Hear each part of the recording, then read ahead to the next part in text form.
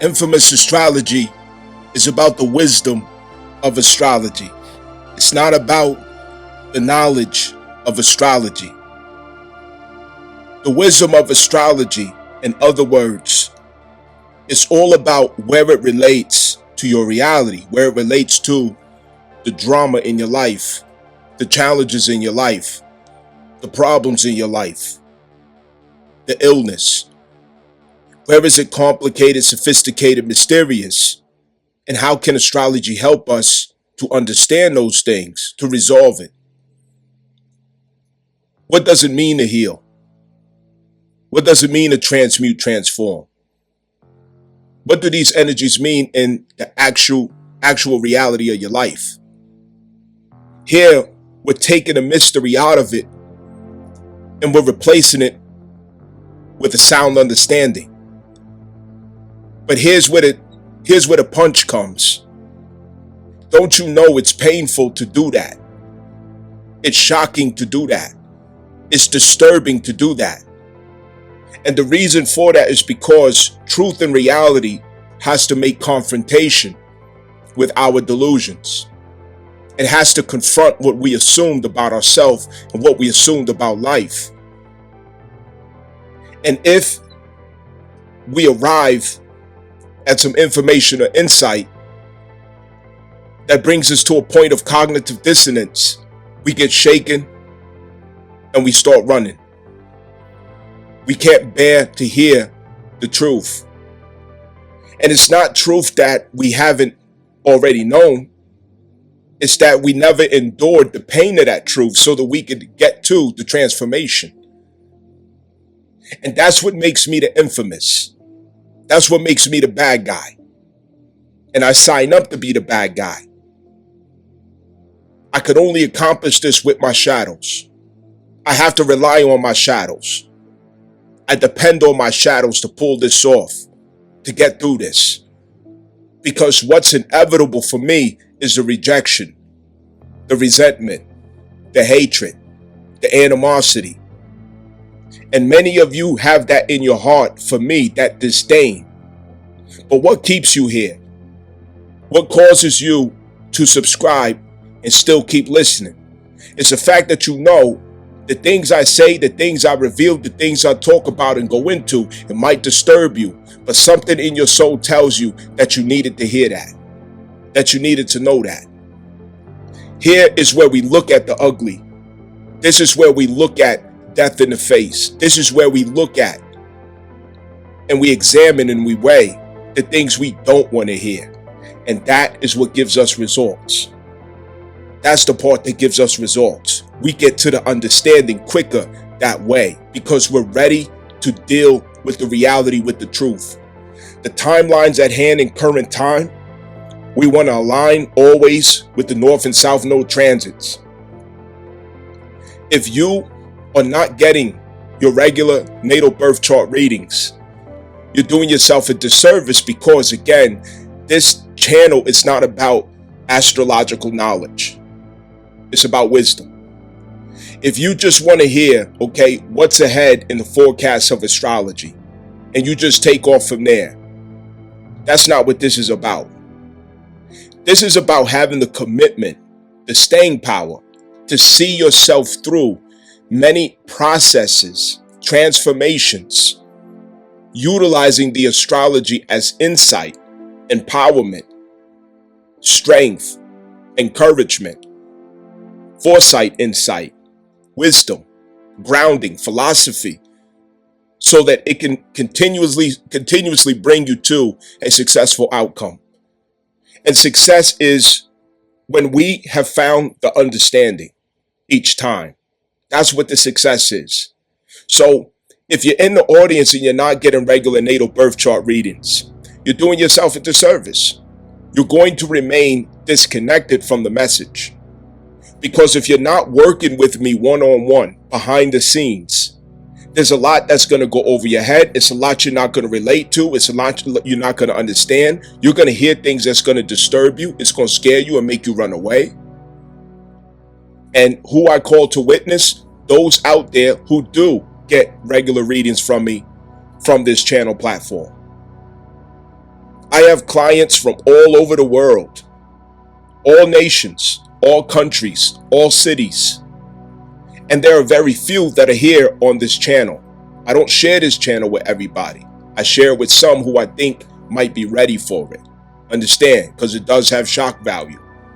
But those out there who are here, who get regular readings with me, I'm pretty sure that they could do the witnessing of knowing that having the personal natal chart readings, it helps to relate to the message that you get here on this channel. It also helps with not being so offended by the weight, the burden of the message, and not taking it in a way where you feel insulted or assaulted. Understand? So you're missing major components when I have not given you the rundown on your chart. There's a way to approach a natal chart reading. There's a way to break these things down so that the person can personalize every aspect of the natal chart and walk with it in the reality of their life. So if you're sitting in the back and you're constantly ducking off, you're licking the window, picking your boogers, you know what I mean? You are not getting what you should get out of this. You have to have the natal birth chart readings on a regular, consistent basis to get the maximum benefit out of this channel. It must go with mentorship. It must go with a teacher. It must go with someone who guides you through these different aspects and transits. You need a guide to go with this. This is not a help yourself or do it yourself. That's not what this is about. You need the relationship with the very person who's teaching, the very person who's giving this information out, because there's a lot to understand that applies to you differently than it does to the other person. You need the personal understanding of this so that you can receive the microcosm of what's being explained. Understand? Now, the 8th house. What if I told you that what you've been experiencing of drama in the 8th house, power struggles, difficulties, pain, crisis, trauma, it was your attempts to seek justice and reconciliation with your 4th house. Let that marinate. Let that marinate. The 8th house is where you have your most intimate connections with others, as persons or as institutions. And the pains that you go through with other people when you're in such vulnerable positions as the 8th house, which is a house where you have power to cause me harm or damage, and where I have power to cause you harm or damage.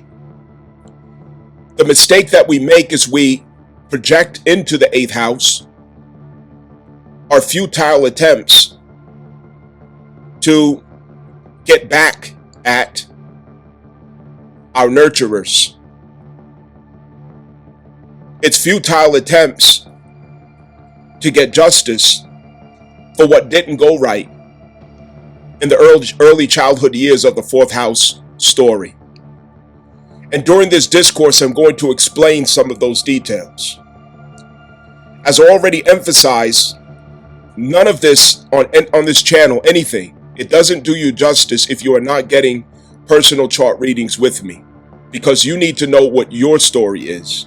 You need to understand how your story goes, not somebody else's, not in a general sense. You need to relate it directly to you, and you need guidance to go through that, because self can not only dilute the story, self can pervert the story, as well as make the story favorable to its own thresholds of security and comfort. And that's when we get into insincere interpretations of the past. So getting a proper reading is part of how you get the understanding of these stories, these themes. Every house is a story that has to be told accurately. It has to be told correctly. so that the whole story itself culminates together as an understanding of who you are and who you are becoming. And who you are today is going to be different than who you will be tomorrow. But yet, all of the versions of yourself, they make sense.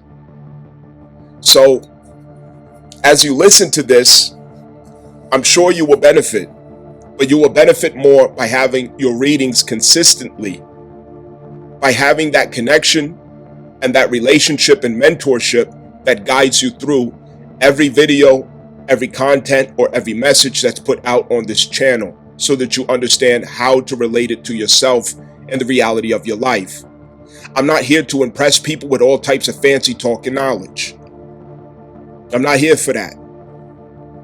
I'm here to provide what I know can enable and promote and sustain transformation every time, resilience every time, growth every time. It's guaranteed.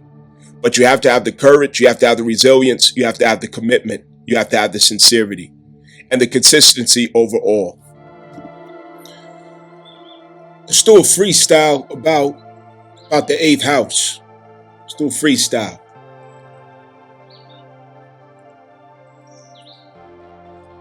Have a cigar, and I'm going to talk about the 8th house. I'm going to just flow with it and talk about the 8th house. Let's go over this.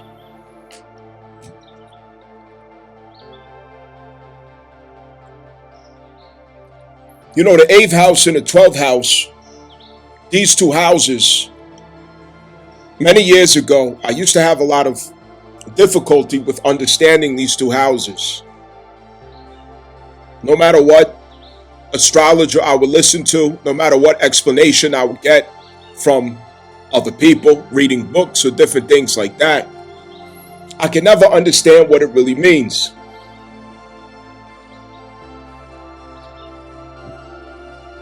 But I'm someone who's obsessed with getting the understanding. I have Aries in the 9th house. With Aries in the 9th house, I'm most assertive with finding an understanding.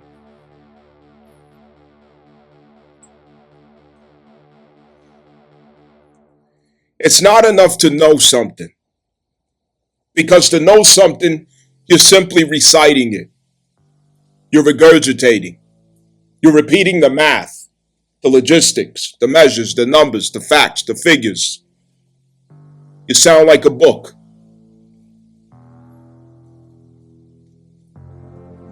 It can be pretty impressive sometimes when you're talking to people of ignorance. You can impress people with knowledge. But wisdom is much different.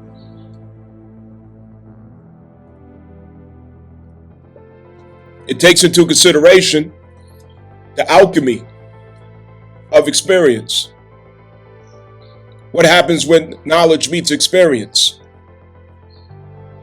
There's a lot more to consider. There's a lot more to weigh. You go in the classroom to get knowledge, and when you get out in the field, it's like, I don't even know why I went to that class. Nothing I studied in the book seems to pertain to anything that I'm doing out here in the field. I could have came straight to the field and learned how to weld. Learn how to fix a car. Learn how to lay a brick. I could have came right in the field and learned all that shit.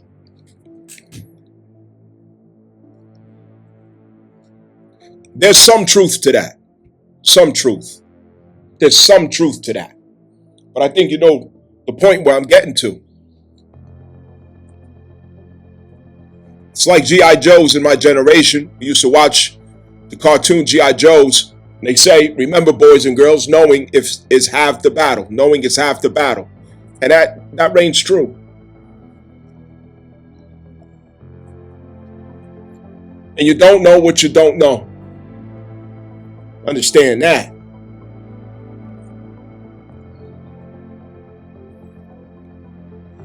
So anyway, the 8th house the 12th house and the 4th house, you have to understand them together, not apart, not separately. They have to be understood together. They are interconnected water sources. That's first of all.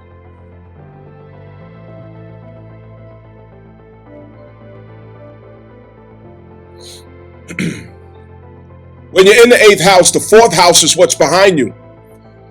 The 12th house is what's ahead of you. That's a perspective. You bring the emotional status of the 4th house into the 8th house. You project the status of the 8th house into the 12th house. It goes in that direction.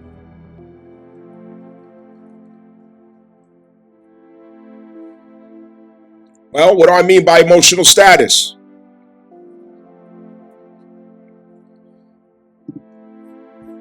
Fourth house water, that's where you nurture your emotional body. That's where you nurture your emotional body. That's where you do what's necessary or required to advocate for the thresholds of security that you need to be functional, to have a peace of mind, to feel secure, safe. And that's usually behind morals. It's usually behind your own morals, not betraying your morals, not betraying your values. That's where you have that emotional security from. You do not get that from another person once you have become an adult. Nobody owes you that when you become an adult. When you're a child, you source that from the mother. You source that from the father. You source that from the grandmother and other nurturers in your life. You source it out. But you grow to learn to source it from the alchemy of self. The forces and powers of the self. You learn to source it.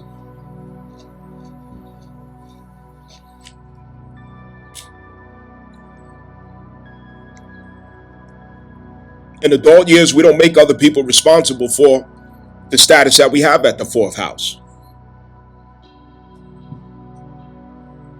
You and you alone are responsible for that. Self, not somebody else. This includes, am I happy? Am I sad? Do I have peace? Do I feel unsafe? Do I feel respected? Do I have what I need? Am I experiencing scarcity? All of these things. It's everything that you would have to advocate for on behalf of the inner child, the 4th house. It's where you practice advocacy for your inner child, the 4th house. Now, these are interconnected because if this is not understood, if it's not performed, when you get in the 8th house, you got a problem. Because now in the 8th house, you make it somebody else's responsibility to do that.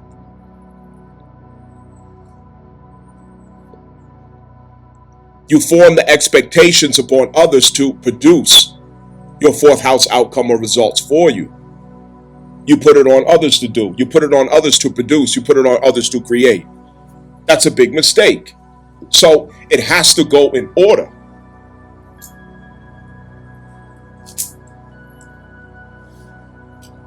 When we have a crisis in the 4th house with ourselves, our inner child, at the 8th house, the only result you're going to get is attachment. That's it. And attachment is going to cause power struggles, insecurities, demands, domination and control issues, vengeance, intolerance.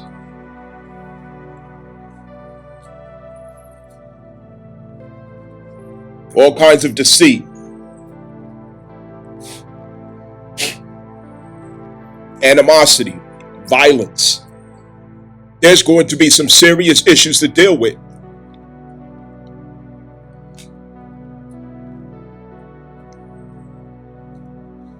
So when we consider the eighth house, you have to consider that the fourth house is where you take a seat. That's where you seat the eighth house. That's the seat of the eighth house. And if you picture yourself in the seat, your hands are free to work that eighth house, but you have to be in your own fucking seat. Your own seat of security. Your own seat of peace. Your own seat of happiness. You have to produce all those things for your fucking self. You're not looking at somebody else to make you happy. You're not looking at somebody else to make you feel emotionally secure. If there's issues with the self where I feel emotionally secure, vulnerable, fearful, I have low self-esteem, I don't have what I need to feel the vitality of my emotional well-being. My inner child is demanding that I produce advocacy for that inner child. Please give me this, give me that. I need this, I need that. But you're ignoring it. You're not showing up or advocating for that inner child. You cannot skip that step and go from the fourth house to the eighth house, because now in the eighth house, out of desperation, out of emotional desperation, you are going to make the mistake of projecting that onto the next person and making it their role, their job, their assignment, their duty, their responsibility to do what the fuck you supposed to do for yourself. That's the crisis. That's what we need to understand about the eighth house. The eighth house is where synastry takes place. It's synastry. Your energy overlaps with another person's energy, which could be of a different element in different places, different sign in different places, different houses in different places, overlapping, different planets interacting. And when this alchemy takes place, if you're not cognizant of what energies are behind it, behind yours and behind theirs, you don't know whose energy, who's co-creating this and who's co-creating that. Did you create that, or did the other person create that? Do you have the understanding how to deal with another person's Mercury, another person's Mars, another person's Venus, another person's Jupiter, another person's Pluto, another person's Neptune, Uranus, Saturn, or whatever else in that particular house where you have synastry? And if you don't know how to deal with that energy, you're going to fuck around and find out. Because synastry takes place at the eighth house. The eighth house is where every house that you have overlaps with the house of the other person. Every one of the 12 houses that you have overlaps with the 12 houses of somebody else.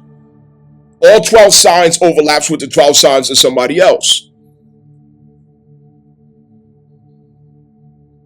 All 9 planets and asteroids, meteorites, stars, and aspects, it overlaps with somebody else. And the advantage that we have with this community is that we understand astrology, or at least we're trying to understand astrology. That gives us an advantage over most people. Most people will never understand this in their life. They'll never give themselves a chance to understand astrology.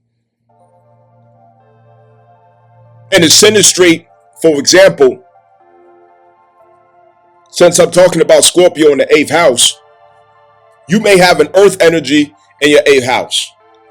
The other person may have water energy in the 8th house. So you may come across stoic in an 8th house situation. The other person may come across as outpouring, venting, fluid in their nature and mentality, very sensitive. And you might not know how to relate to it. So now you give the person a feeling of rejection, coldness, aloof, disinterest. A watery person, or a person who's watery in a certain house, can't relate to a person who's earthy in a certain house. So you may have to do some communicating. You may have to get intentional in how you're balancing that out. There has to be some give and take, some compromise. I'll take some of the water and they can take some of my earth. I will be willing to learn the language of water if you're interested in learning the language of earth, so that we can have a natural flow, so that we can have a healthier situation here. I can't relate to water, but I can learn to relate to water. You can't relate to earth, but you can learn to relate to earth. And what are you doing? You're doing yourself a favor. You're blessing yourself. Because whenever we learn the attributes and faculties of other energies and signs, we diversify, we expand, we give ourselves depth, sophistication, wisdom, new technology. We become more diverse and inventive in how we approach life. There's a lot that an earthy person can learn from a watery person. And so likewise with all of the other energies, fire, water, air, fire, water, air, earth. They all can learn from each other. So this is an advantage that we have with astrology, is that we can look into exactly what's taking place through the synastry, the 8th house's synastry. But what good is that if you don't even understand yourself? You don't even take the time to study yourself, your own chart, who you are, what you need, where your vulnerabilities are, where your strengths are, where your weaknesses are, what demands that your inner child has on you in a natural situation. But then you go into unify with a person through the 8th house. What are you going to have now? You're trying to study somebody else, but you didn't study yourself. You're trying to get to know somebody else, but you don't even know your fucking self. You have all these expectations on how somebody else should change or adapt, get to understand you, respect you, honor you, help you, meet you halfway or whatever else, but you don't know shit about yourself. You hustling backwards. You hustling backwards.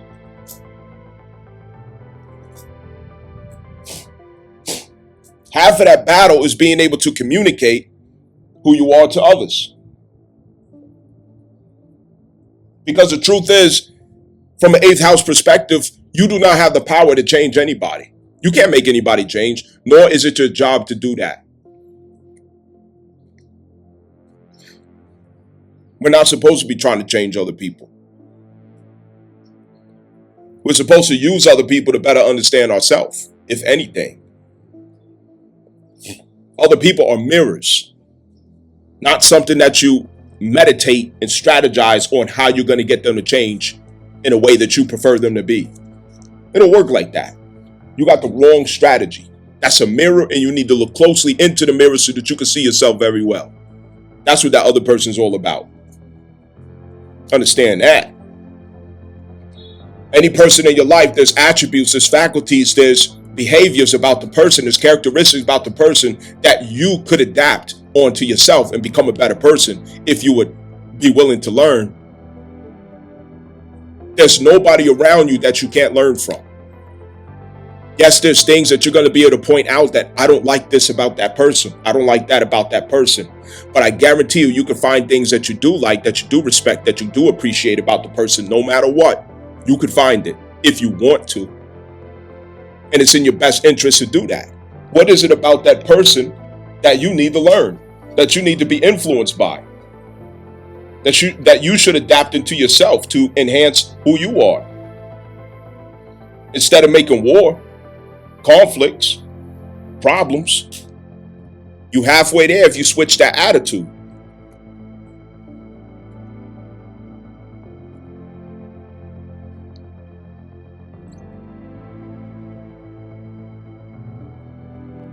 Just imagine. So in the 8th house, let's not forget that you're in a water house.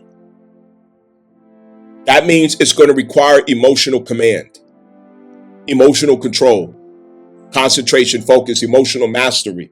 Anytime you're in a water house, no matter what sign is ruling that house, water sets the precedence of how you're going to maneuver the situation. Is going to be through your emotional awareness, your emotional sensitivity.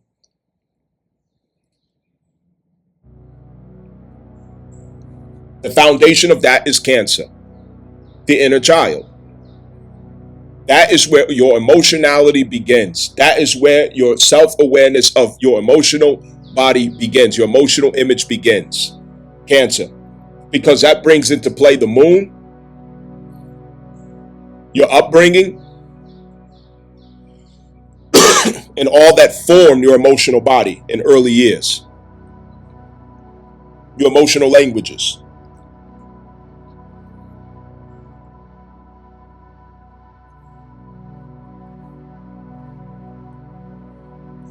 To approach the 8th house in a healthier way, it requires mastery of the 4th house in Cancer.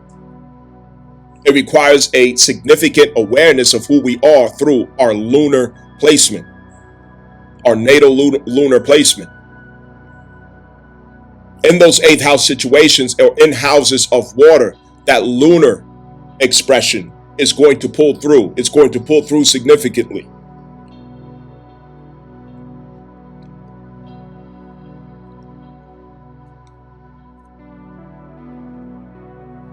That's what helps us not to project all the time.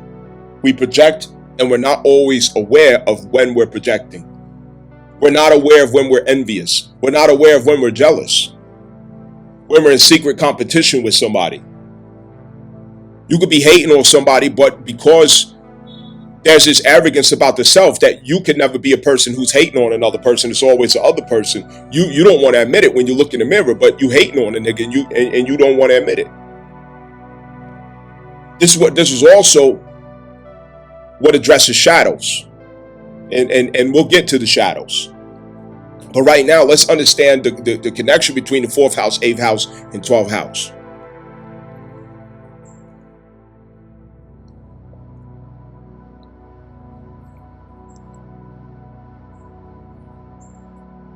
We have a stellium at the 8th house, Black Moon Lilith, Vesta, and Juno. So the 8th house conversation is what leads the day. It's what leads the time period. This is what allows us to adapt, to transform, to adjust through this 18-month North and South Node transit of Pisces and Virgo. We've got to understand the 8th house. Now, I've talked about the 8th house a lot, and you should understand what I'm saying when I say the 8th house. This channel is not for beginners level astrology because it's not knowledge of astrology. If you're just beginning, you want knowledge of astrology. This is wisdom of astrology. So this is a different level. See what I'm saying? Either way, I'm happy that you're here. Either way. And it doesn't mean you shouldn't be here. It just means that you have the responsibility of asking questions if you don't understand something, not just sitting there. You should be asking questions. If you're at the level where you have to, where you don't have the knowledge of astrology, ain't no shame in that. Ain't no shame in that. But I can say shame on you if you're not seeking the understanding, if you're not asking questions, if you're too arrogant to ask questions. You just sitting there listening and you know you don't understand what the fuck is going on, but you don't ask no questions. That is a problem. That is something that is blameworthy. That's not cool. That's not good. You should be asking questions because you're in an environment where you could get caught up. And what I mean by caught up, we could speed you up. We could get you there. We could accelerate.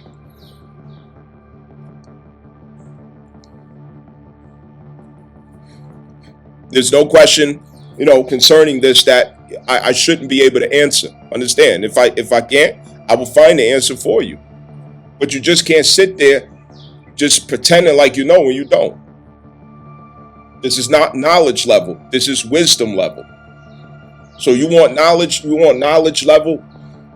That's more the people who are out there just saying the same shit and passing it around, regurgitating, and you hear the same old shit. Every time they're talking about a transit, oh, shocking time, this is a great time, this is an epic time, but they never say anything special. The only thing they could ever say is, it's time to let go of what no longer serves you. It's time to let go of no longer serves you. It's time to let go of the bitches out there ain't saying shit. You go from astrologer to astrologer, a lot of people out there ain't saying shit. And that's why I had to become who I was looking for. I became who the fuck I was looking for. I was looking for somebody who could actually explain this shit, not just regurgitate it. I got sick of that. I got pissed off at it. Because I want to understand, and you keep telling me the same stupid shit every time it's a transit. I don't want to fucking hear that.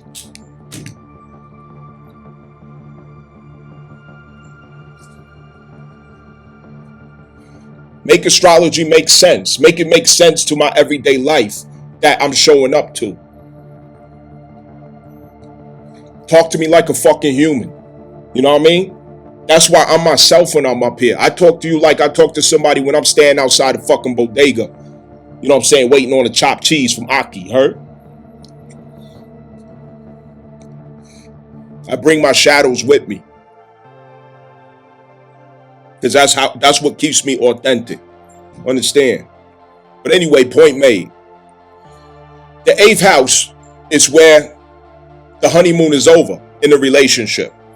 Now, when I say relationship, I'm not just talking about your boo-boo. Understand? I'm also talking about, for example, a relationship could be with an entity, such as a business, a corporation, a project. Anything that you are contracted to is a relationship. Anything that you're contracted to could be a relationship. Let's get that understood. So it's not always just a person. Your sons, your daughters.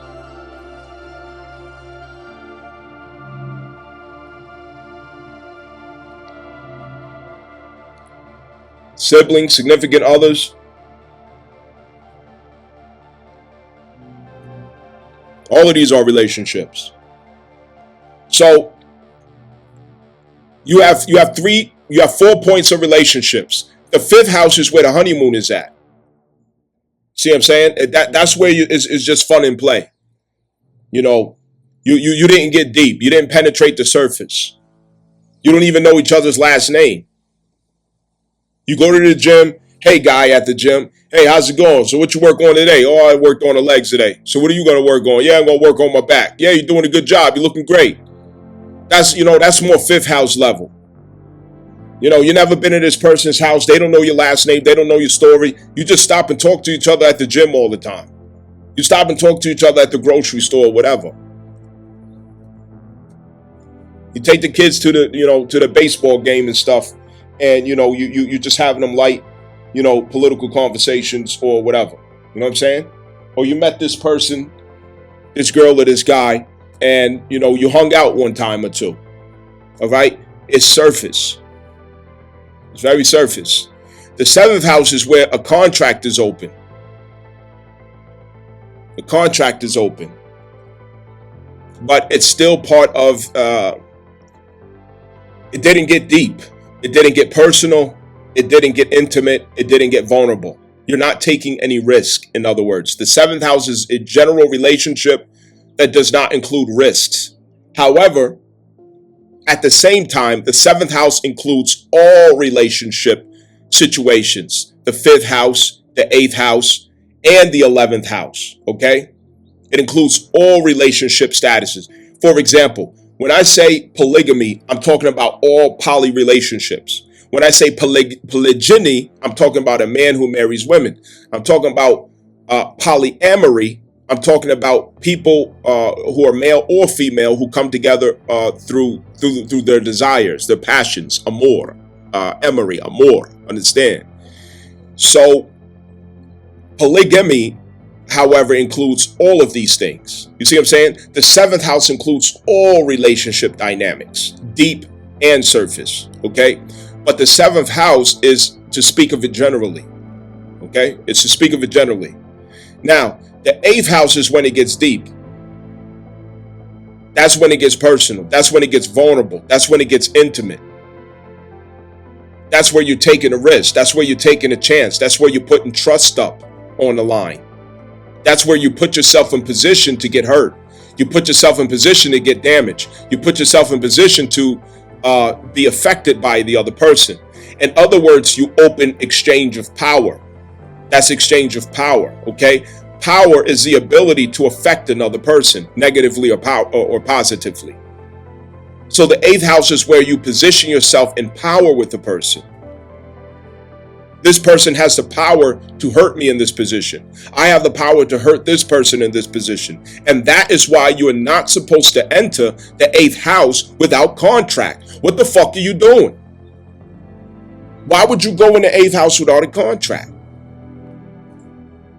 Okay, you get the point. Contracts are to protect the property and personal safety of those invested. Okay? Because what is a crime?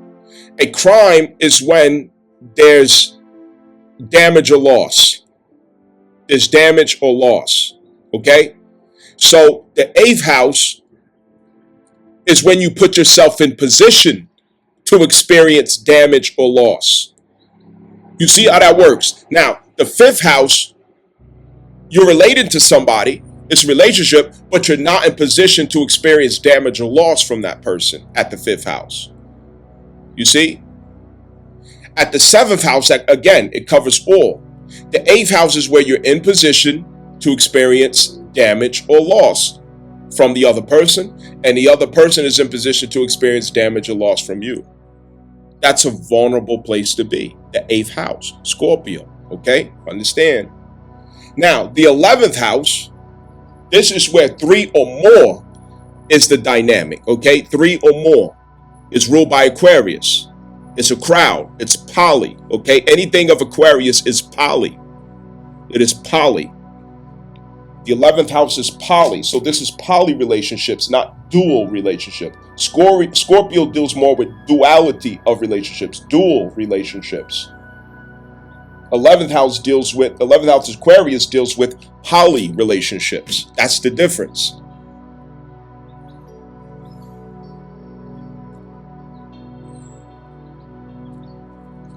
What I mean by dual is monogamous relationship terms.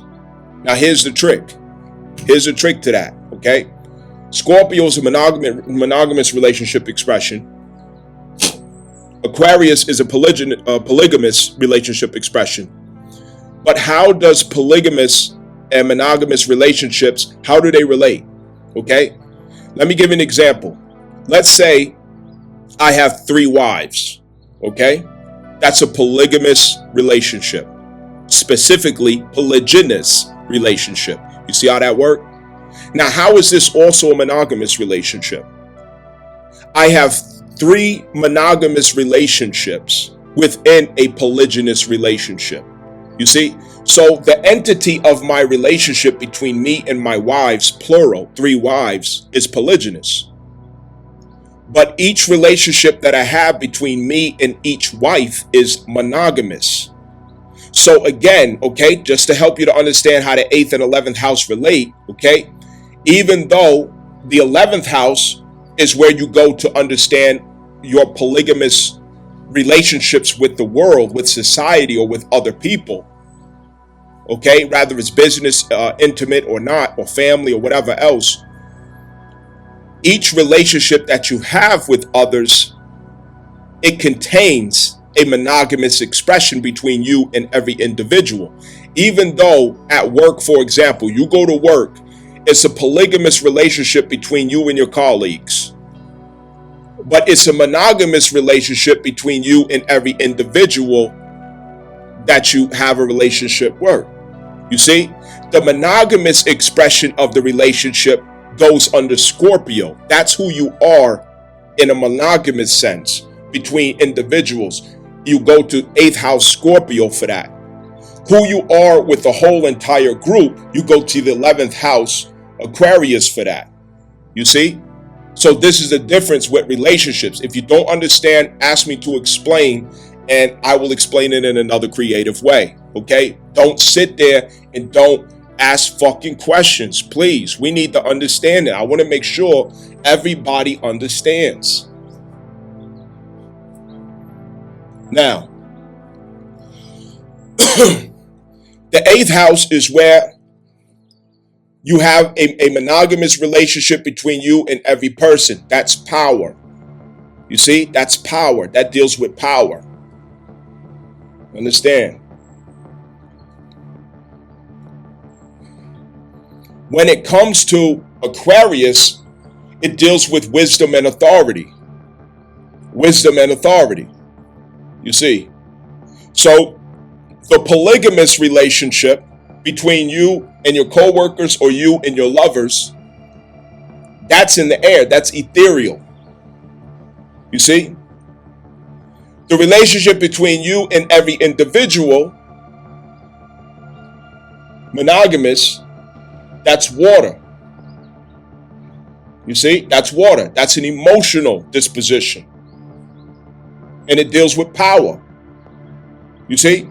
So when you're dealing with a collective or three or more, a party, a poly situation, you have to get into the ethereal to be effective. On a one-on-one, you have to get into the emotional. You have to get into the water to be effective. Right? Okay? Let me give an example. At the 11th house, I have Gemini. Mars and Sun conjunct. And you can hear the fire, of that Mars when I speak to you all. You can hear the mischief of Gemini when I'm talking shit the whole time. Okay? Now, on a personal basis, and I need your help, some of you out there who got personal readings with me, I need you to witness for me, in this, okay? Please, witness for me so everybody know I'm being sincere. On a personal basis, I have to come from the water to give somebody a reading, okay? So when I'm giving you a reading, I'm in a monogamous situation between me and that person, that client who I'm giving a reading to. And when I'm giving them a reading, I can't come from air and fire of Mars and Gemini. I have to come from the water to reach that person. So when I'm giving a reading to a person, I'm motherly to that person. You see, I connect through the emotion, through the feeling, and I allow ethereal to allow us to flow effectively without, getting too deep to drown. However, I'm coming from the water when I talk to that person. It's a total different tone. It's a total different energy that I have to come from in a monogamous situation. Understand? Okay? So likewise, let's say you have, let's say you have 3 wives. Okay? You can't operate through water in addressing the 3 as a party or managing the 3 as a party. But every individual wife, you have to maneuver through water to reach the person. You understand? It's a different energy, it's a different context. So, I'll go down that rabbit hole later.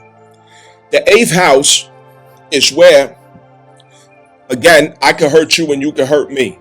So that means power is open. Now, what prevents that? Where do we put safety in there? We put safety in there by leading with contract because we're aware that this is the case. We do not get delusional and say, oh, nothing's going to happen. If you drive my car, there's no way you'll damage it. I don't care. You're not on the insurance. You don't have a driver's license. I love you so much, I'll just let you have my car. You're my friend. I'll let you drive my car. It don't work like that. Because if you go down the street, the fact that you love the person ain't got shit to do with the fact that they ran into a pole, they got in an accident. You understand? Anything can happen. They ran somebody over. Okay? You have to lead with contract. Contract is what covers your ass. Contract is what protects you. Contract is what is the only place that you can demand your rights. So if you step in that 8th house without contract, there's no complaint that you can make. If this person start dogging your ass out, ain't shit you could say because you signed up for that without contract. You did not negotiate terms and agreements. You did not clarify terms and agreements. You did not specify terms and agreements. And what is this on an intimate level? It has to do with your boundaries. It has to do with what your expectations are, what your needs are. You're not clarifying those things. You're not putting all that out on the table. You're just going off the good feeling that you have, and you end up in the eighth house, connected, combined, attached on very deep, intimate levels. And because nothing was clarified before that, you're still sealed together, but now you're realizing there are differences that are very complicated now, that are very sophisticated to figure out, work out, sort out, clear out. You cannot identify all, the tangled parts and chords that are mixed up in this.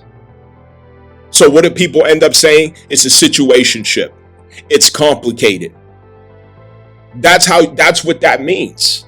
It's complicated, or it's a situationship. You simply walked into the eighth house without a fucking contract. Here are my needs. Here are my expectations. I want you to understand, how I am or who I am when it comes to putting my trust out there. Being vulnerable. I'm trusting you not to hurt me here. I'm trusting you not to offend me here. I'm trusting you not to wrong me here. You understand? So these different type of things. I'll loan you my tools. Again, that goes under the eighth house too, right? Let's say I have a set of tools that cost me $900. And I give it to my friend Carpenter over here. Hey, you can use my miter saw. You can use my impact. You can use my my sander. You can use my shop vac and all of us here. Yeah, you can use my tools, and you just let them use it, but you don't give no contract. And what do you mean by contract? You got to say something. You got to advocate for yourself, and that goes back to the fourth house, right? Advocate for the inner child, or advocate for the self. You know that if something happens, it's going to provoke that fourth house vulnerability, the inner child. And the inner child is going to say, yo, why you ain't speak up for me? You know that was going to crush me for that person to lose our tools, for that person to betray us like that, right? They take off with your tools, or they break it, they damage it, they don't say nothing, or they just leave it hanging around, they leave it out in the rain. Listen, these tools are very important to me. It cost me a lot of money. I really invested in it. It took me a lot, to invest in this. I'm trusting you with it. I know you'll do the right thing, but if something happens to it, such as damage, as you can see, none of these tools are damaged. There's nothing wrong with it. Everything functions well. So if something happens, I would just expect you to buy me another one. You see what I'm saying? Or I respect this, or I respect that. So something that simple is what can communicate a contract. But if you're not leading with the clarity of a contract, what can you expect? Or how can you demand certain things, or how can you expect to have certain outcomes when you didn't necessarily negotiate, on behalf of what could go wrong? You just, what I'm saying? You're just saying nothing about it. You just left it as it is. Now imagine what we do when, as a woman, you opening your legs to somebody. Okay. It's a Saturday night. You want it just as much as he do. But you know good and well, if this person has certain behaviors after this, it's going to take you to hell. And you know how you get when somebody takes you to hell. You turn into a hell raiser. But you didn't say nothing. You just laid there and let him do what he do, and you do what you do. And afterwards, all hell breaks loose. You see what I'm saying? You can't just walk into the eighth house willy-nilly. It don't work like that. And what we're supposed to be learning is to respect the eighth house. You don't just slip into the eighth house. Listen, the eighth house ruled by Scorpio. Scorpio represents the genitals, a fucking penis and a fucking vagina, right? That shit just don't fucking slip in there. You know what I mean? It don't just, you don't just, whoops, it just slip. I mean, it do, but it don't. You know what I'm saying? It do, but it don't. It don't just slip in there like that. You're an adult. They're adults. We have to stop going in the eighth house, entering the eighth house, blind, deaf, and dumb. Fucking blind, deaf, and fucking dumb. We gotta stop entering the eighth house, blind, fucking deaf, and dumb. Yeah, put the fucking in there too. Yeah, add that word. Blind, fucking deaf, fucking dumb. Say it just like that. We gotta stop entering like that. Because once you go in there, you're disarmed in the eighth house. The eighth house is where you disarm yourself and you trust yourself without your gun, without your knife, without your sword. You know what I mean? It's like you went to prison without a shank. You know what I'm saying? You walking down the darkest street of the underworld without a fucking gun. You know what I'm saying? It's certain neighborhoods, man, in New York. I wouldn't dare walk down there without a fucking gun. Are you crazy? I'm gonna have a latex. I'm already had a latex on my right hand. I'm telling you, I'm already had a latex on. I'm gonna have a purple latex on my hand before I even walk down that block. That's the 8th house. You're disarmed in there.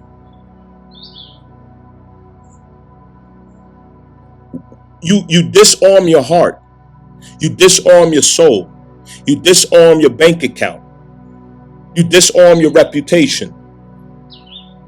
You disarm everything about yourself that you value, okay? Which is a reason why the 8th house is where 2 second houses come together, okay? Your second house disarms to their second house. This is where an entity may know your banking information, direct deposits and all this other stuff, you know what I'm saying? Where you're dependent on them to do their part to make sure that your check, clears the bank on time, every week. You're in a vulnerable place. What if they don't do their part? See, trust is always active in the 8th house. As soon as you step into the 8th house, you are depending on trust to be fulfilled. So you don't fuck with nobody that's not trustworthy in the 8th house. You just don't. Like if you step into the 8th house, you know what I'm saying, in the business context, like say with a certain job or career, right? And you find out these motherfuckers is janky, right? Like for example, I remember one time in New York, like I work with the union, right? And we oftentimes get dispatched to different companies on different days, depending, on, what's going on. But I got dispatched to this, this company that was run by, some Indian guys or whatever in Queens. And I started hearing from, the other fellas, out there, my comrades or whatever. And they told me, be careful with that company. A lot of times, they won't pay your dues because, they got to send a portion of your pay as union dues to the union hall. If you don't pay your dues, it'll go in arrears, and then you got to pay the extra at the end of the quarter, when it causes complications. The other thing is that they oftentimes wouldn't pay. They'd be like, it's going to be three days later, or it's going to, some people ended up waiting 2 weeks or 3 weeks or a month, what I'm saying, not getting their pay, or it was inconsistent and choppy. So I'm saying to myself, hold up, I ain't getting ready to work for a company like that, because niggas play with my money, what I'm saying, I'm fucking niggas up, what I'm saying. That's the attitude I was on. So again, you make the conscious decision on who you get in the 8th house with. So I refuse to go in the 8th house with that company. You see how that works? That means I would be in the 8th house trusting that company to do their part. But when you're trusting somebody with something that's vulnerable, such as a second house matter, that's serious. Because what's the second house matter that comes into play with the 8th house with the business? Your paycheck, your earnings. You see? What you work for. Anything that you value is subject to be lost or damaged. See, at the 8th house, that's where somebody else has the power to cause you loss, harm, or damage. And that's where you have the power to cause somebody else loss, harm, or damage. See, if I'm working with a company, right, and I might be a guy who be dropping shit, tearing stuff up all the time, and let's say we on a construction site and we building something and I don't properly rig something and all the material falls out, fucking 5 people die. You know what I'm saying? Now I cost that company billions of dollars because of an accident, because I'm careless and reckless. You see, so I could hurt their second house. You know what I mean? I have an accident all the time. I hurt my hand, I broke my arm, and all this other stuff. I'm costing this company mad money because I'm a liability. So the 8th house goes both ways, where your second house becomes disarmed and their second house becomes disarmed to you. So what protects the company from the harm that you could do to their second house? What protects you from the harm that the second house, that the other company could do to your second house? The contract. You see? So anytime there's a problem, you sign a contract prior to you getting in the eighth house with a person or entity. And when something happens, what happens? You go to court. You sue the person, right? Or whatever else, whatever, however serious it gets. But you can only demand what you contracted. You can only expect what you contract. You can sit there and cry, scream, cuss, slam stuff on the ground. Ain't none of that productive. None of it's constructive. None of it's going to get you anywhere. It's only going to get you locked up. Contract. That's all you can lead with is contract, because that's a place where you're trusting, you're vulnerable, and you're putting trust on the line. So if you open your second house up to somebody who's not trustworthy, whose fault is that? Is your fault. That's your fault. You didn't vet this person. You didn't vet the situation. You didn't vet the company. You didn't test drive the car before you bought it. You see, that's eighth house too. Why is buying a new car the eighth house? Because you open up a loan. Or you inherited a burden from somebody. You see what I'm saying? You buying transmissions, you constantly buying all types of, parts and sensors and, all these different things. Problems is wrong. You inherited a lemon, so you inherited a burn. So what's it doing is it's affecting your second house. Contract is what protects you from those things. If in the event this happens, that happens, then this should be the outcome. You see what I'm saying? That's what you demand your rights to. So this is no different than with intimate relationships as well. You got to vet a person. This is why it's a problem in the past. What we have been doing is we've been living promiscuous. We've been wilding out. Just sex crazy. You know what I'm saying? And producing fruits of the eighth house without the duty of responsibility, without the contract, without the trust. Anytime you get two or more people in the eighth house invested in something, and you got somebody who's feeling like the second house has experienced loss or damage, people respond differently to different things. But most people who experience damage to the second house or loss to the second house, it hits like you know what I'm saying? It's like somebody with a real strong punch hit you in your gut. You know what I mean? And some people will kill for that. Some people will just really set the world on fire when you steal from them or you harm them or you wrong them, or you take from them or whatever else. It's the same thing when we open ourselves up emotionally to another person at the eighth house. When we become vulnerable, I trust you with my heart. I trust you with my soul. I trust you with my reputation. You see, I spent my whole life becoming a good person. I spent my whole life trying to be a good person. I'm trusting you that you will not do harm to me because I really believe in being a good person. I believe in trusting people. So I'm trusting you not to hurt me. I'm trusting you not to wrong me or abuse me, mistreat me, to spoil my reputation, to bring shame on me. Don't betray me, don't wrong me. This is what we expect when it comes to relationships. But we all know that that's not always what we get as the outcome. But what's meant to happen is that we take the responsibility of knowing that if we ever experience that, it's because we created it. We're the ones who authorized it. That's what we have to learn. You know, it's kind of like if I spent all my years with fucked up credit, who can I blame? Right? I open up lines of credit for this, for this, for that, for that, for that, for this, for that. And I'm defaulting on this and that and that. And, you know, my credit's all fucked up. Who can I blame? I could only blame myself because I use my authority. I misuse my authority, you see, to step into eighth house situations without the capacity to fulfill it. If I got all kind of stories, love stories about this girl broke my heart, this guy broke my heart, and all of us have these stories, okay? So let me put that out there. We all have these stories, right? But some people have a lot of them stories. over and over again. And they think that they're a victim of the world. Okay? But who keeps authorizing these love stories? Who keeps authorizing these intimate escapades? Who keeps authorizing these situationships? Who keeps authorizing these what's the other word? The situationships, these it's complicated relationships. Who keeps authorizing that? You see what I'm saying? So at some point there has to be accountability with that. You contracted that. You contracted when you use your consent to get, to permit it to be. You see what I'm saying?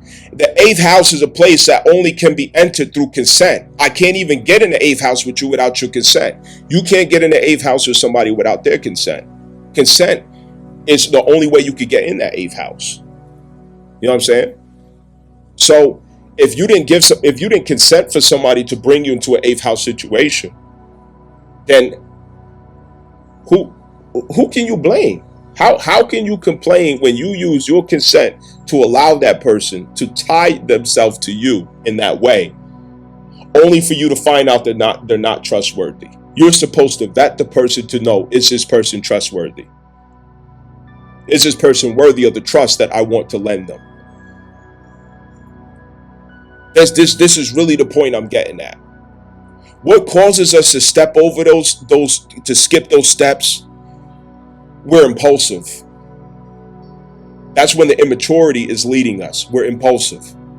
When you're young and you're immature and you're impulsive, you're quick to sign a contract without reading it.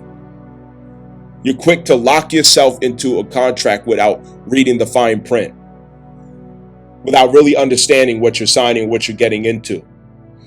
All you know is that you're able to obtain something that you couldn't obtain on your own. You're able to experience something that you couldn't experience on your own.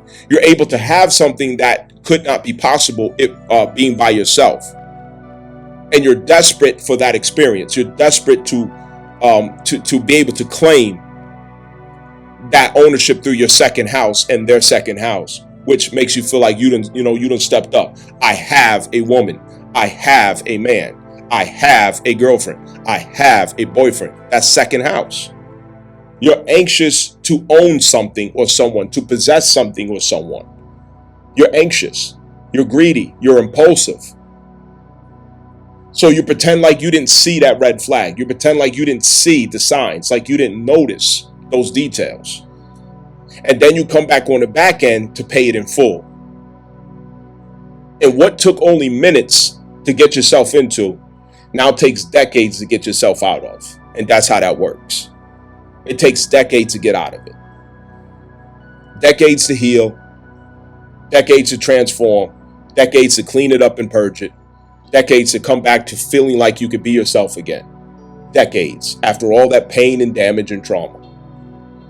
So the 8th house is worth understanding. It's something we really got to understand. You have to become a person who's aware of your consent. Where is your consent? When are you using your consent? What does it look like to utilize your consent? You see what I'm saying? Oh, my baby mama ain't no good. My baby daddy ain't no good. Okay, but you consented to have that creation of this experience or status with that person. Regardless of who said what or did what, you consented. Otherwise, the only way to have a baby is through grape. And I use the word grape because, we're not allowed to use certain words. Grape, okay? Or consensual sexual activity.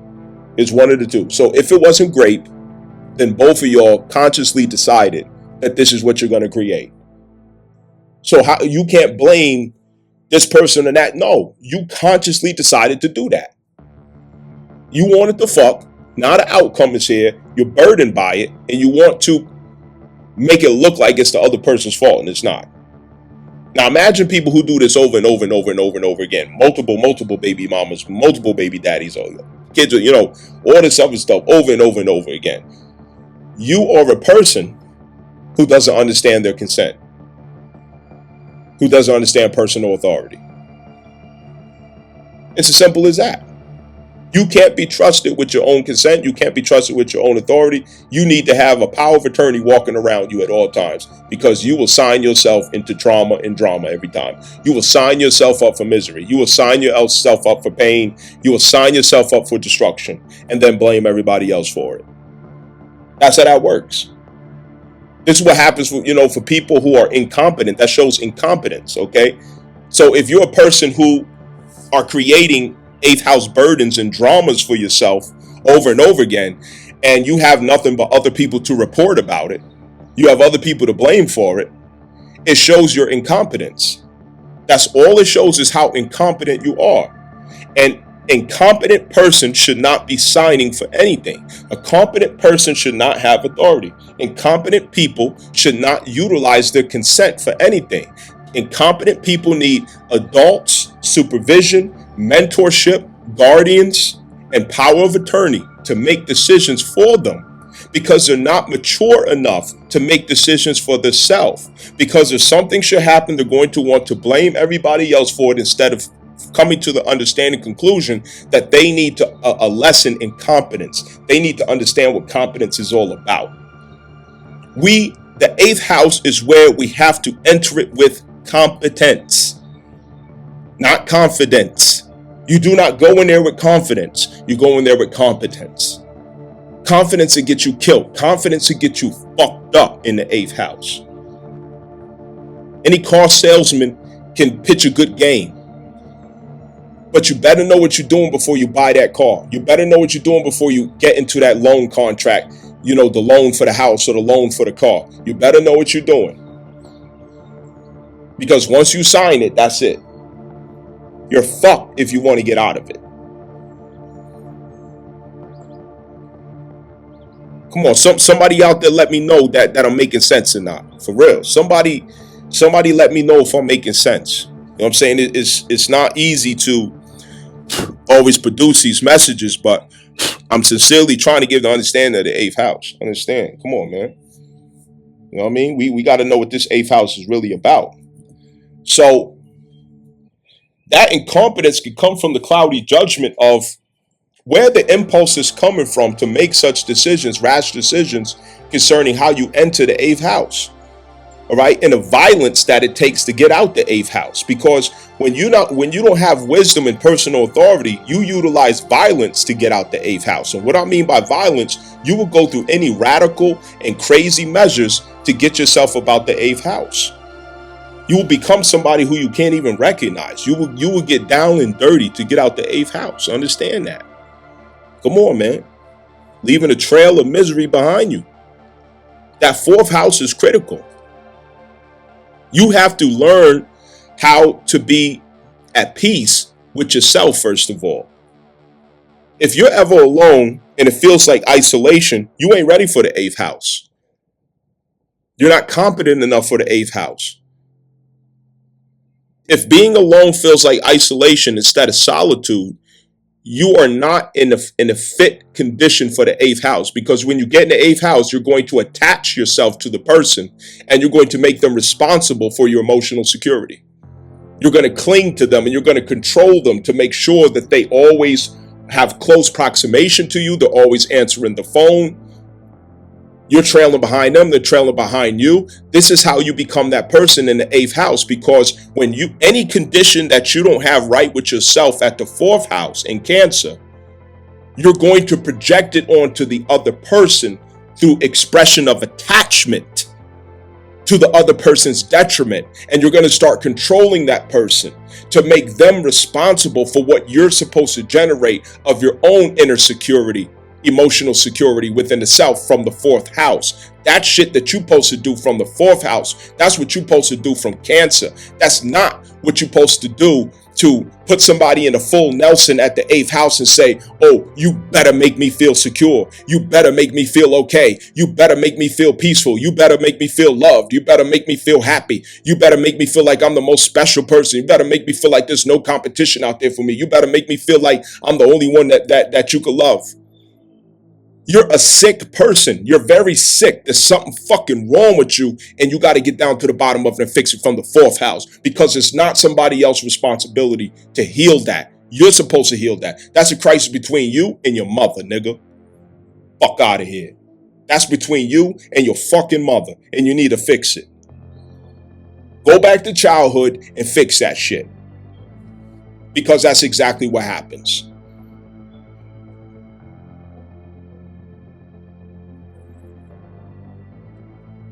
However you feel in the fourth house, you got to understand where you're coming from with that. Because in relationships, you're going to make the other person responsible for that compensation. Let me give an example. Fourth house situation.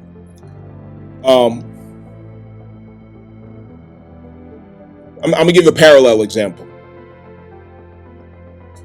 I'm angry because at the fourth house, okay, let's say at the fourth house, I'm angry because let's say I have Taurus, let's say I have Chiron Taurus at the fourth house.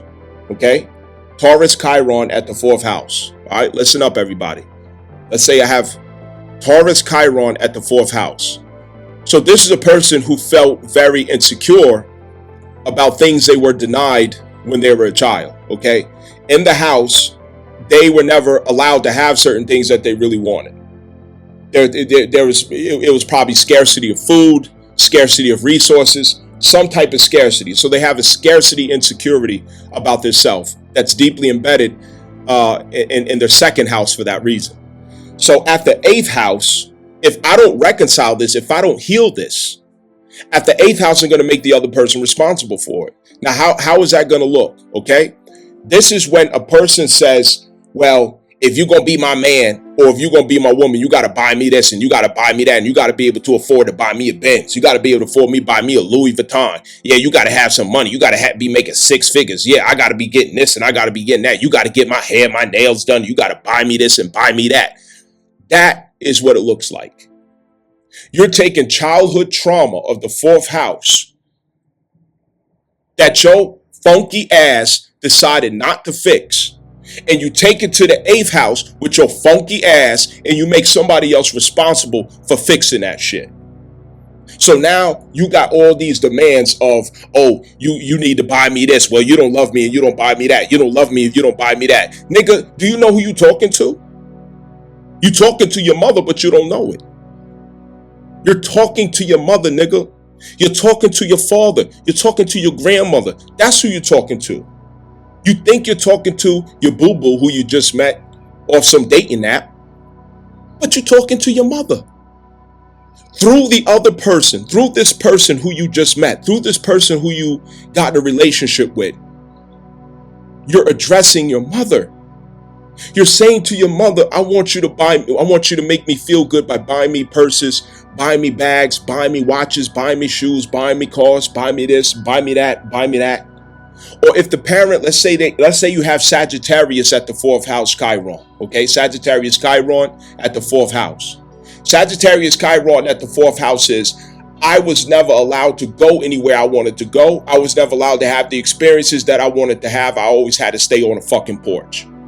So now at the eighth house, you make the other person responsible for that. So the other person at the eighth house, they're saying, hey, you want to just have a movie night and chill? You can never sit and chill and have a peace of mind.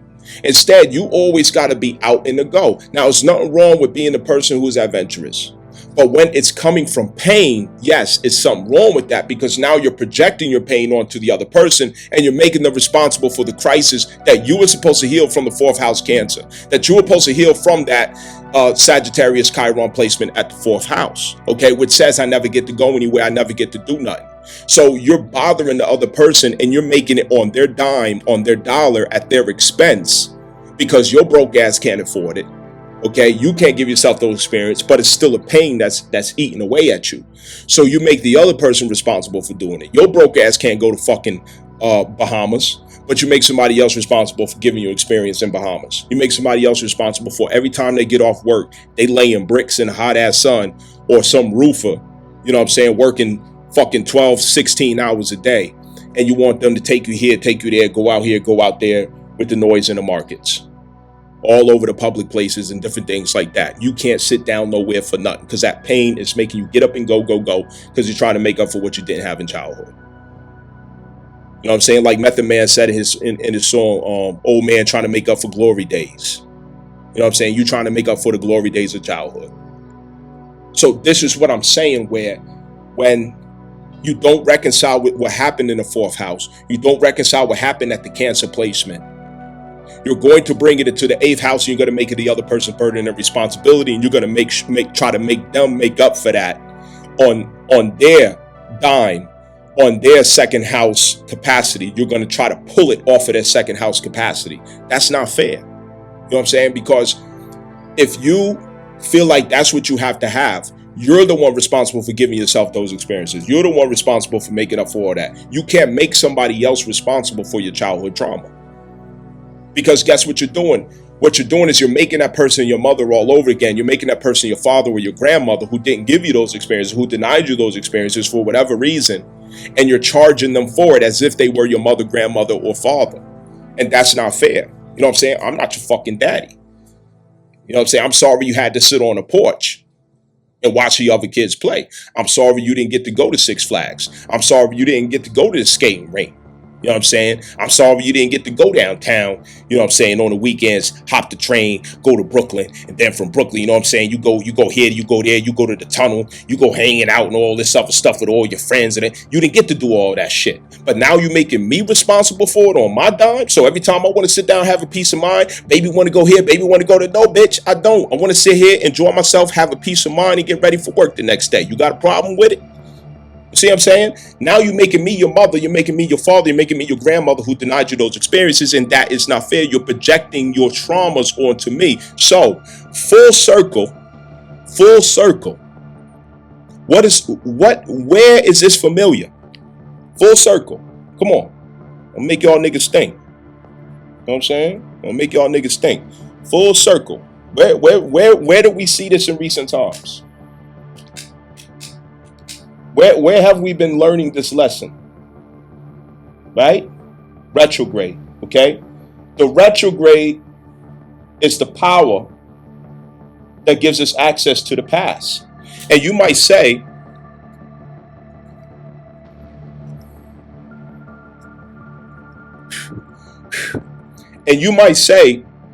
how can a retrograde give me access to the past? You know what I'm saying? Like, fuck is this nigga talking about? The retrograde gives you access to the past because, let's say at the fourth house, you know, I had that, let me just use the Chiron Sagittarius, for example. I didn't get to go, let's say I didn't get to go nowhere, you know, in my childhood. The retrograde brings me back to a catalytic experience. And it gives me a phantom. It loans me a phantom of the same person who denied me those experiences. It gives me a phantom of that person. The phantom of that person could be your girlfriend. It could be another, co-worker. Okay? It could be somebody who's in position to give you those experiences. It could be somebody who you assume has a capacity to give you those experiences. So therefore, you relive the psychological reality of it through the inner child. And by reliving it, you have the opportunity to reposition yourself, to redefine the experience, to rename the experience.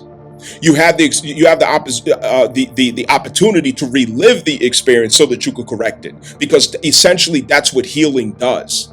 Healing is to look in the past and find a new meaning, to extract a new meaning out of the past. That is healing. It is when you find a new meaning for what happened. It's when you find a progressive definition for what happened. It's when you extract a new philosophy from what happened. You see? It's when you gain a sharper understanding based on what happened or for what happened. It is to redefine the past. You cannot change the past, but you can change what it means to you. You can redefine it. Understand? So it's a chance for you to do that. So we went through Cancer Mars for 7 months so we could go back in the past and heal the fourth house, heal Cancer. So that now, as we're learning how to reapproach, listen to my words, as we're learning to reapproach, damn, I wish I had a fucking microphone. I do got a microphone, I got to use it. As we're learning to reapproach the 8th house, please listen to me. Listen to my words. Type it, something. Come on, I just hear what I'm saying. As we're learning to reapproach the 8th house as a healed inner child. Now we understand that it's not to project that onto somebody else. Now we understand that the other person is not my mother, not my father, not grandma, not uncle so-and-so, not auntie so-and-so, who did that thing to me that made me hurt, who did that thing to me that made me sad. It's not them. But it is a chance for me to understand myself through them and what I may have misunderstood from the perception and view of a child's mind. It's an opportunity to catch up without projecting them or making them responsible or burdening them with it. That's my chance. This is my opportunity to finally realize and see that. And I get to forgive my mother, my father, my auntie, my grandma, whoever it was at that fourth house. I get to forgive them through this person. So if I can forgive this person for what seems like an offense, for what seems like them hurting me, I'm really forgiving my mother, my grandmother, my father, my auntie, whoever else in the past who gave me that same feeling to my inner child. I'm forgiving them. It's the same energy. And that's how I forgive my mother, by forgiving every person who put me through the same thing that my mother first put me through, that I didn't heal, that I didn't get over, that I didn't overcome. That's how I heal it. That's how I forgive it. And what I'm learning is how to approach the eighth house with self-reliance, self-determination, resilience, confession, atonement, salvation, purity, sincerity, and the understanding that my inner child is my responsibility to nurture and protect, not somebody else's. And I step in the eighth house as a whole person, connecting with other whole persons who I can trust, not attaching to other people desperately to find solutions for the crisis that I am responsible for in my soul. That's what's happening. We're learning to reapproach the eighth house as connections, not attachments. The attachments are crises of the past that are projecting itself from the past onto a person through control, through power struggles. And it makes drama and trauma relived over and over again. Suffering, pain, blood, sweat, tears. Nothing happy, nothing good, nothing nice. We drain other people, we burden other people and ourselves. We defeat other people and defeat ourselves because we do not understand where it's coming from. When you show up toxic in the eighth house, it's because the fourth house was toxic first. You have to go back to the fourth house to heal your portion of pollution at the eighth house. So if the eighth house is a fucking septic tank of deep, dark waters of Scorpio, you're pissing in that water and that person's pissing in the water. You both got to go back to understand at elementary level, your mama never taught you to piss in a fucking toilet. Instead, you grew like a wild weed, pissing all over everybody. That's where that starts at. So you got to go back to the fourth house to fix what toxic dumping that you're bringing into the eighth house. That's what the Cancer Mars transit was all about. And now that it's gone direct into Leo, now Mars is going to focus on the expression of the inner child. Expression works best when there's a safe place, a safe space for the expression. So you can see how the Cancer Mars transit was to prepare us to make safe space for ourselves and others. We make safe space for ourselves and we make safe space for others when we understand that I am the one who's responsible for the fourth house Cancer inner child crisis. Now there's a safe space at the 8th house because I'm no longer burdening the other person with my emotional crisis. I'm not burdening the other person with the works that I owe to my inner child, to myself. I'm not making them responsible for it. So what that does is it helps me not to project out into the environment darknesses, scorpions, venomous snakes, and all kinds of other, rats and rodents out of my spirit onto the other person. The environment is now safe for expression because I'm no longer impulsively driven to control and dominate the person, to force them to do what I wanted my mother to do what I wanted my father to do what I wanted my, auntie or grandma to do. I'm not forcing them into submission. I'm respecting autonomy because now I see the picture.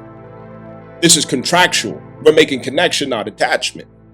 So when there's safe space and we respect that this is a safe space, it's not a public fucking dumping ground, people can express themselves without hesitation.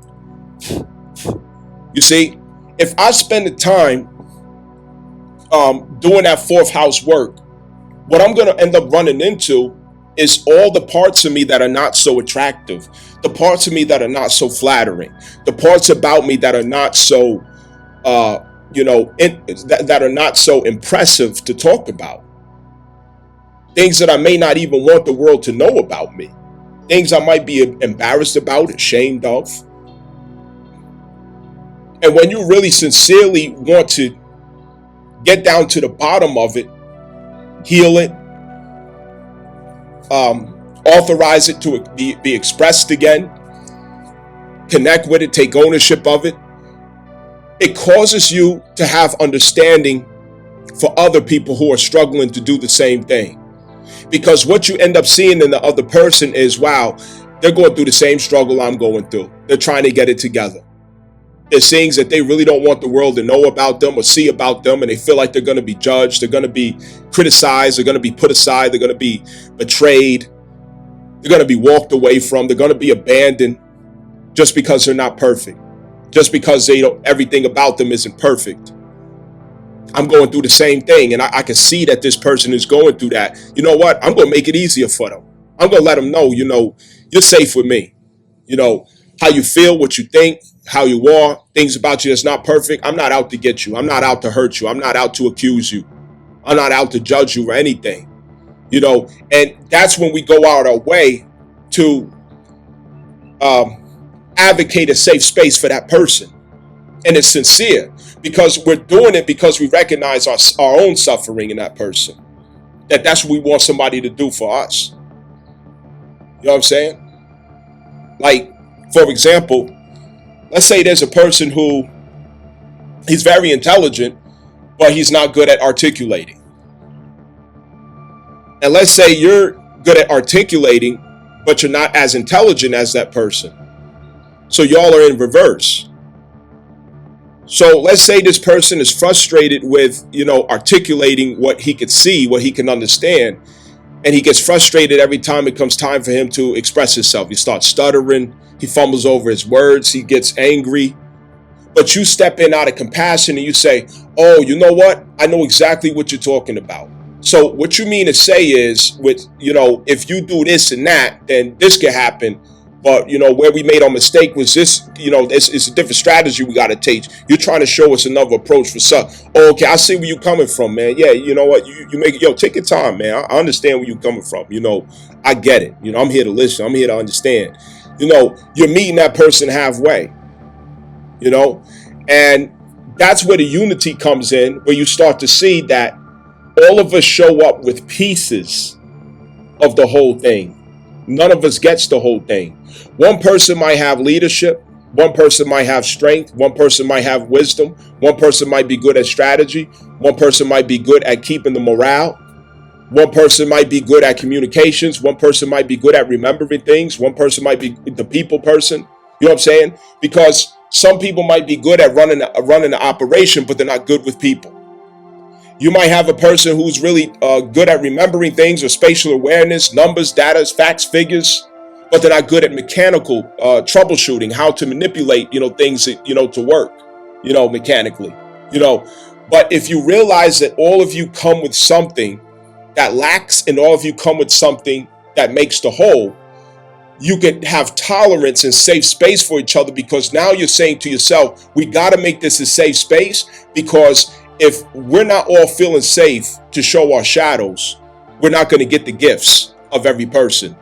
People withhold their gifts when they feel threatened, or they feel like they're not vulnerably safe, in the environment. They're going to be judged, criticized, laughed at, whatever else. Okay. But this is where the unity comes in at. And that's how this relates to Pisces. It's also how it relates to Aquarius. You see what I'm saying?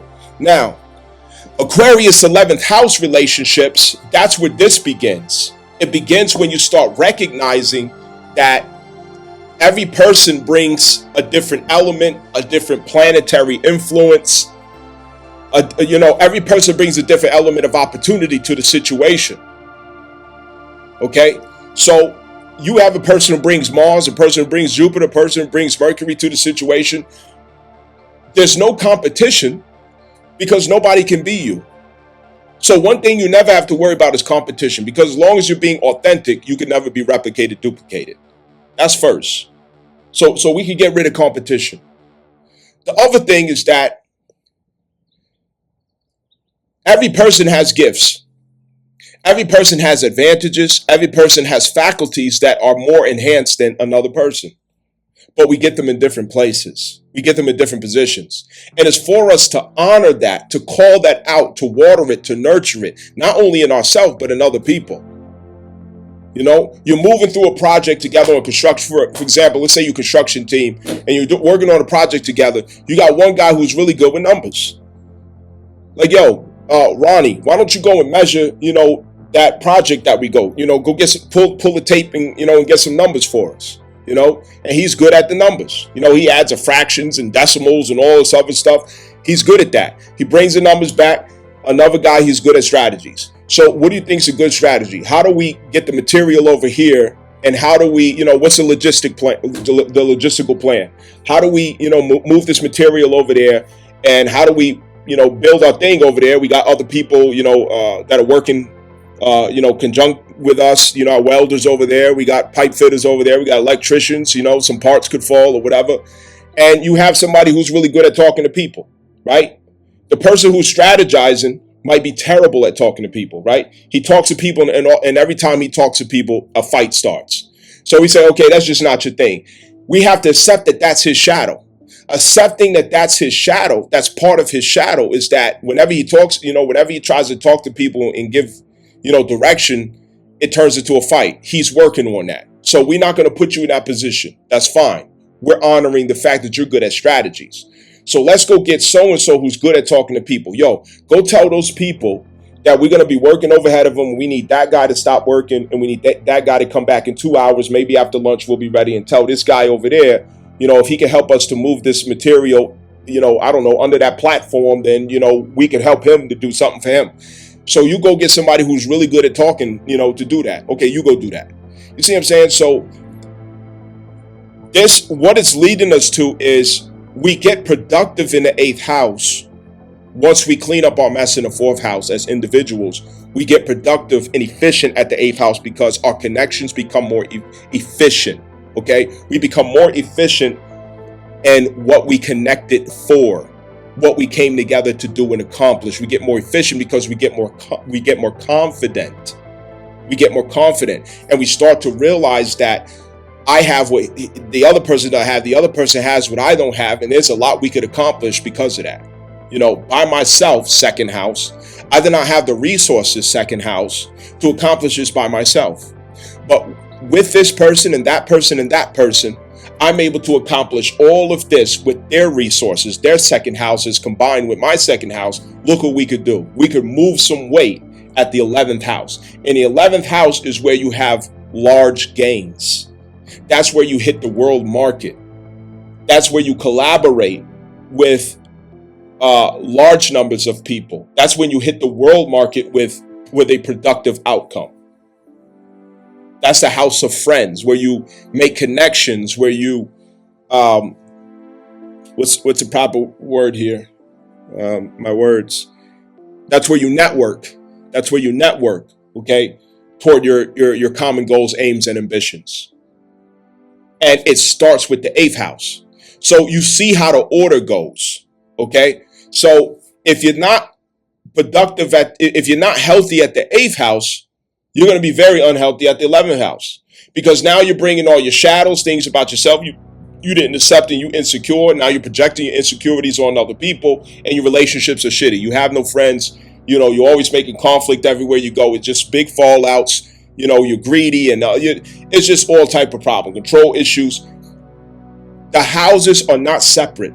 They all are interconnected, and they are also progressive, the houses, okay? So when you fail to finish the work or have a healthy status in one house, it corrupts and contaminates the following house that it upholds. It's cross-contamination. So we have to get the 8th house right, because the 11th house is where Pluto is at. 11th house Aquarius, okay? Aquarius is the 11th house. That's where Pluto is at. Pluto brings into it 8th house transformational forces, okay? So this is going to require deep connections, vulnerable connections with others to keep up with the times. So if we're not following all these steps that I'm mentioning, we're going to have a hard time in the future, in the present. We're going to have a hard time. So these are things that we have to get right, and we got to clean up. Now, I mentioned Mars-Venus conjunctions are in continuous aspects with Pluto, right? So when you're in the 8th house, it's you with a Mars-Venus conjunction. It's the other person or persons with Mars-Venus conjunction in aspect with Pluto, which Pluto is the 8th house. You see, it's an aspect with. When I say an aspect, you are continuous experiences of squares, oppositions, trines, and sextiles over and over again. Okay? Over and over again in repetition. You're constantly experiencing squares, oppositions, trines, and sextiles over and over and over again, as well as conjunctions over and over again. That's what happens at the 8th house when you're in the 8th house with a person. So nothing is permanent. You see, when you go through a square with someone, there's a beginning, there's a middle, and there's an end. Opposition, there's the build up to the opposition, there's the opposition, and then there's the dissolve or resolution of the opposition. All of them go the same. You build up to the square, you experience the square, and then you resolve the square. It all goes the same fucking patterns. This is what we need to understand. Okay? These experiences can only come from the aspects of the planets. It can't come from nowhere else. In synastry, it's the same. When it comes to synastry, there are squares, oppositions, trines, sextiles, conjunctions from your planetary alignments and their planetary alignments. It's good to know what's under there, what's occurring there, so you understand how to depersonalize it and approach it with wisdom. How to get out of the water with it and approach it from the ethereal. Because we're more effective with troubleshooting when we come from the ethereal. Less personalization. Understand?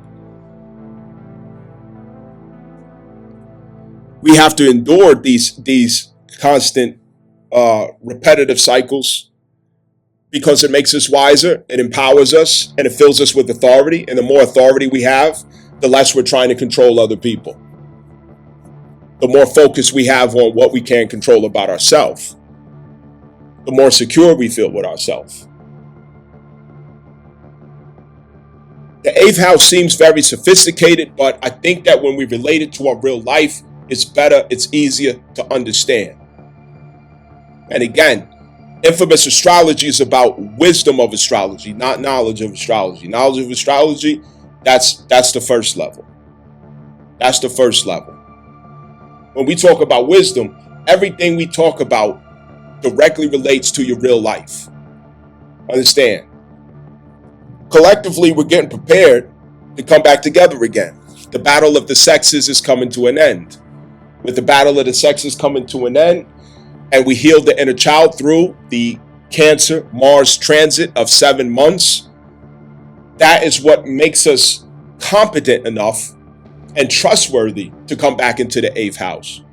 Because females had to first learn accountability with their newfound freedom, accountability with their newfound liberty. Prior to them understanding accountability, they were like teenagers, okay? What happens when you give a teenager freedom? What happens when you give a teenager liberty? They gonna hurt themselves. They gonna have flipped over cars, lawsuits, criminal arrests in situations. They're gonna be, cause pain to themselves and others. It's gonna be expensive. There are gonna be problems. But those problems begin to subside when we mature, as we accept accountability into our life. The more accountability that we learn to accept, the more mature that we can approach our use of free will. And this is what women were learning. How to bring accountability to the practice and expression of free will. How to bring accountability to their liberty. And what a better time than Leo Mars, where the inner child gets to finally express itself. But that expression has to be facilitated by a healthy environment at the 8th house. So we're learning things about how to deal with Scorpio energy, Pluto energy, and the 8th house. And what this really boils down to is synastry. It boils down to synastry. The 8th house is all about how we perform under synastry, how we deal with synastry, how we relate to synastry. It is the synastry that enables us to empower ourselves through 8th house experiences and dynamics. Okay, you're dealing with synastry when you're in any type of relationship with the person. You're dealing with synastry when you're in any type of relationship with an organization. Their chart is overlapping your chart, and there are planets there, aspects, houses, and signs that are having significant influence to your planets, houses, signs, and aspects. It's having significant influences. And to look into it and study it is productive. It's also responsible to look into it and study it.